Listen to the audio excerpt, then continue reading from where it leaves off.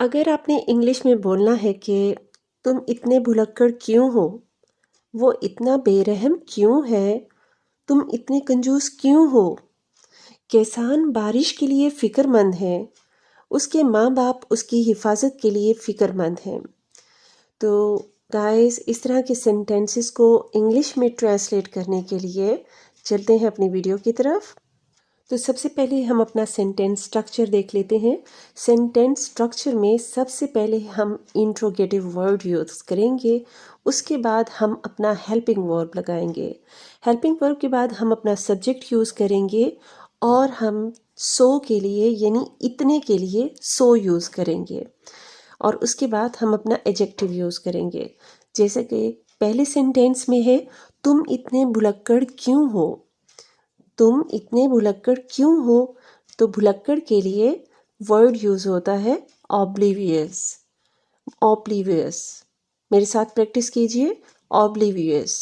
तो इसके अकॉर्डिंगली हमारा सेंटेंस क्या बनेगा, why are you so oblivious. So इतने, why are you so oblivious, तुम इतने भुलक्कड़ क्यों हो। अब अपना नेक्स्ट सेंटेंस देखते हैं, वो इतना बेरहम क्यों है। वो इतना बेरहम क्यों है, तो गाइस इंग्लिश में हम बेरहम को बोलते हैं क्रूएल। क्रूएल, आप मेरे साथ प्रैक्टिस कीजिए ताकि आपकी प्रोनाउंसिएशन भी इम्प्रूव हो सके। बेरहम को इंग्लिश में बोलते हैं क्रूएल। ओके, तो अब इंग्लिश में इसको ट्रांसलेट करते हैं अपने सेंटेंस स्ट्रक्चर के accordingly. Why is he so cruel. Why is he so cruel. आप अगर मेरे साथ प्रैक्टिस करेंगे, इस तरह आपके बोलने की फ्लुएंसी भी इम्प्रूव होगी और आपको अपने सेंटेंस पर अच्छे से ग्रिप हासिल होगी। हमारा नेक्स्ट सेंटेंस है, तुम इतने कंजूस क्यों हो।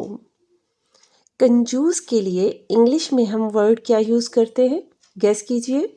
जी हाँ, इंग्लिश में हम कंजूस के लिए वर्ड यूज़ करते हैं माइजर। अब चलिए अपने सेंटेंस को ट्रांसलेट करते हैं। तुम इतने कंजूस क्यों हो, जल्दी से लिखिए, वीडियो पॉज कीजिए और इसको कमेंट बॉक्स में लिखिए। जी हाँ, आपने बहुत अच्छे से सेंटेंस लिख लिया है, इसको चेक कर लीजिए। Why are you so miser. So मानी इतने, why are you so miser. अपना नेक्स्ट सेंटेंस देखते हैं, तुम इतने उदास क्यों हो।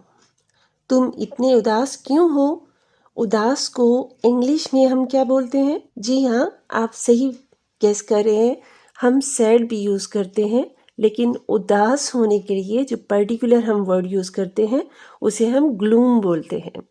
उदास, gloom. Why are you so gloom. Why are you so gloom. हमारा नेक्स्ट सेंटेंस है, तुम इतने शराबी क्यों हो। या आप ये भी यूज़ कर सकते हैं, वो इतना शराबी क्यों है। तो शराबी की इंग्लिश क्या है, बिब्यूलस। बिब्यूलस, शराबी, बिब्यूलस। अब इसको ट्रांसलेट कीजिए। जी, मैं आप अपनी वीडियो को पॉज करके जल्दी से इस सेंटेंस को ट्रांसलेट कीजिए और कमेंट बॉक्स में लिखिए। अब इसको काउंटर चेक कर सकते हैं, वाई आर यू सो बिब्यूलस।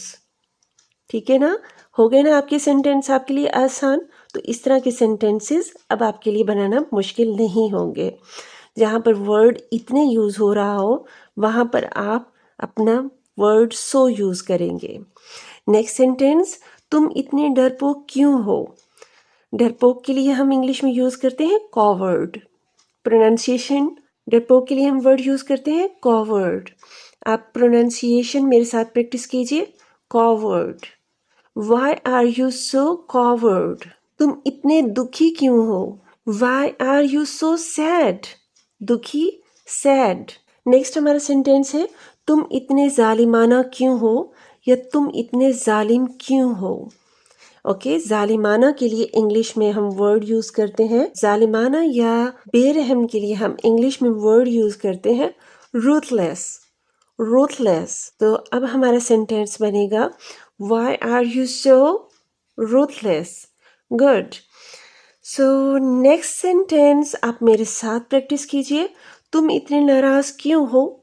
जी हाँ, नाराज की इंग्लिश ट्रांसलेशन है angry. Why are you so angry. Next sentence, तुम इतने मायूस क्यों हो? मायूस को इंग्लिश में कहते हैं डेस्परेट। मेरे साथ प्रैक्टिस कीजिए, desperate. Why are you so desperate? Why are you so desperate? तो गाइस, अब वक्त है आपके क्विज सेंटेंसेस का। ये 2 सेंटेंसेस इस स्ट्रक्चर से आपके लिए मैं दे रही हूँ आपको, जो आपने कमेंट बॉक्स में ट्रांसलेट करके मुझे बताने हैं, ताकि मुझे पता चल सके कि आपको वीडियो समझ में आ रही है और आप इन स्ट्रक्चर्स के थ्रू अच्छे से सेंटेंसेस बना रहे हैं। तो नेक्स्ट अपना स्ट्रक्चर देखते हैं, जो कि बहुत ही आसान है।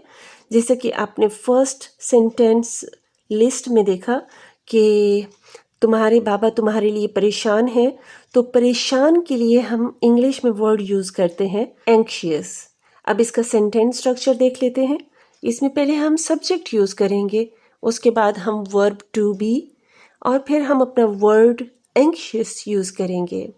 उसके बाद अबाउट या फॉर यूज़ करते हैं, और फिर हम ऑब्जेक्ट लगाते हैं।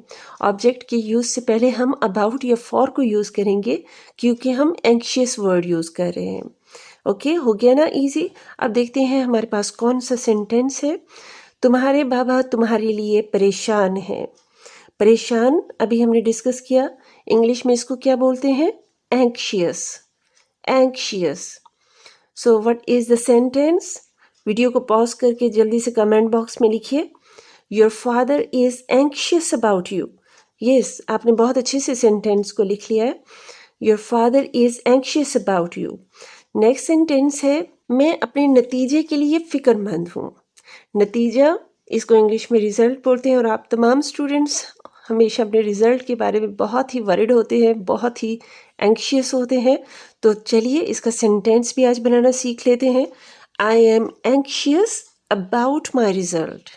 I am anxious about my result. Next sentence आपका ये है, उसके माँ बाप उसकी हिफाजत के लिए फ़िक्रमंद हैं। हिफाजत को हम इंग्लिश में बोलते हैं सेफ्टी, और इसकी ट्रांसलेशन आप जल्दी से वीडियो पॉज करके कमेंट बॉक्स में लिखिए। जी हाँ, आपने बहुत अच्छे से इसको लिख लिया है। एंड द सेंटेंस आप चेक कर लीजिए, her parents are anxious about her safety. Her parents are anxious about her safety. तो अभी सेंटेंस स्ट्रक्चर का क्विज आपके लिए, एक छोटा सा सेंटेंस जो आपने ट्रांसलेट करना है कमेंट बॉक्स में। किसान बारिश के लिए फिक्रमंद है। किसान की इंग्लिश तो आपको मालूम है ना, दैट इज फार्मर, और बाकी आप बहुत अच्छे से जानते हैं। So keep learning, keep practicing with English spoken icon. That is an easy way to learn English language.